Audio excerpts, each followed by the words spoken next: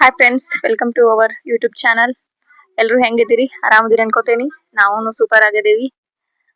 ಮತ್ತ ಇಲ್ಲೇ ಸಮೀಪ ನಾವು ದೇವಸ್ಥಾನಕ್ಕೆ ಹೊಂಟೇವ್ರಿ. ಗಂಗಾಂಬಿಕಾ ದೇವಸ್ಥಾನ ನೋಡೋಣ ಬರ್ರಿ ಹೆಂಗೈತಿ.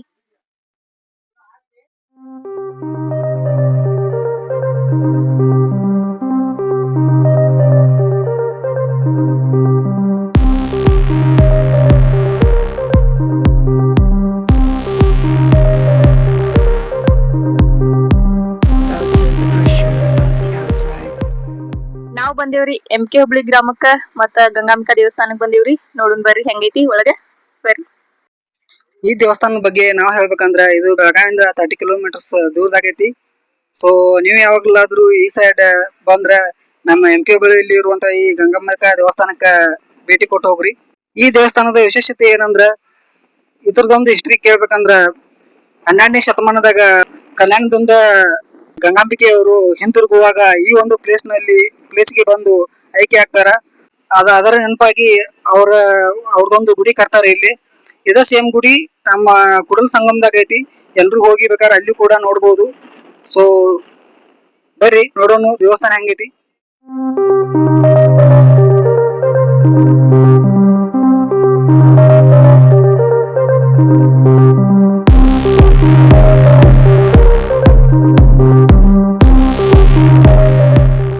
ಈ ಒಂದು ದೇವಸ್ಥಾನ ನೋಡ್ಲಿಕ್ಕೆ ತುಂಬಾ ಅಟ್ರಾಕ್ಟಿವ್ ಐತಿ.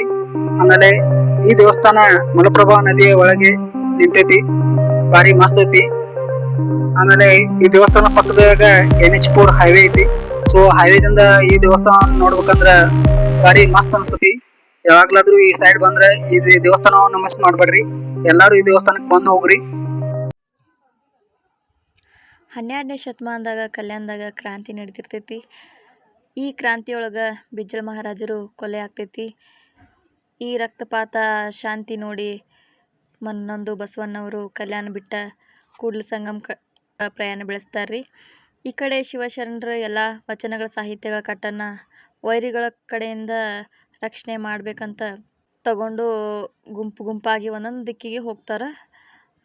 ಆ ಟೈಮ್ದಾಗ ಗಂಗಾಂಬಿಕೆಯವರು ಶ್ರೀ ಚನ್ನಬಸವಣ್ಣವರು ಉಳ್ವಿಗೆ ಪ್ರಯಾಣ ಬೆಳೆಸ್ತಾರ್ರಿ.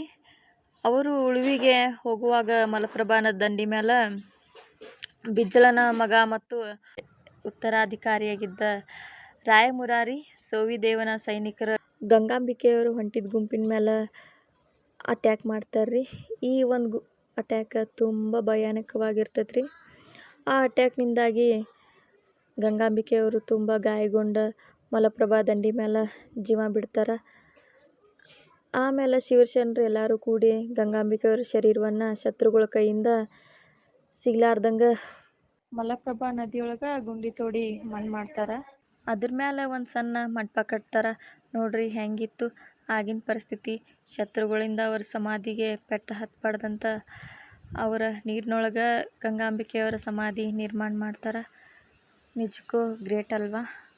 ಆ ಮೇನ್ ಸಣ್ಣ ಗುಡಿ ಏನಿತ್ತು, ನಾವು ಸಣ್ಣದಾಗಿಂದ ಅದು ಯಾವಾಗಿದ್ರೂ ಹೊಳೆ ಒಳಗೆ ಇರ್ತಿತ್ತು. ಅದ್ರ ಮೇಲೆ ಫುಲ್ ನೀರು ಬರ್ತಿತ್ತು ಒಮ್ಮೊಮ್ಮೆ. ಸೊ ಅದು ಮುಳುಗೆ ಇರ್ತಿತ್ತು ಹೊಳ್ಯಾಗ. ಈ ಹೊಸ ಕಟ್ಟಡ ಆದಾಗಿಂದ ಅದಕ್ಕೊಂದು ಜೀವ ಬಂದತಿ. ಇದನ್ನು ಕಟ್ಟಿಸಿದಂಥ ಎಲ್ಲ ಮಹನೀಯರಿಗೂ ಥ್ಯಾಂಕ್ಸ್ ಹೇಳೋಕ್ಕೆ ಇಷ್ಟಪಡ್ತೀನಿ.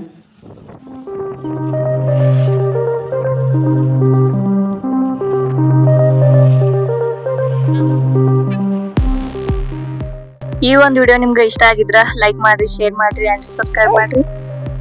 ನಮ್ಮ ಹಿಂದಿನ ವಿಡಿಯೋಗಳು ನೀವು ಬೇಕಾದ್ರೆ ಡಿಸ್ಕ್ರಿಪ್ಷನ್ ಬಾಕ್ಸ್ದಾಗ ಲಿಂಕ್ ಕೊಟ್ಟೆವು. ಆ ಲಿಂಕ್ ತಗೊಂಡು ನೀವು ನಮ್ಮ ವಿಡಿಯೋಗಳನ್ನ ರೀಚ್ ಆಗ್ಬೋದು. ಹಾಗೂ ಮುಂದಿನ ವಿಡಿಯೋದಾಗ ಮತ್ತೆ ಭೇಟಿಯಾಗೋನು. ಬಾಯ್.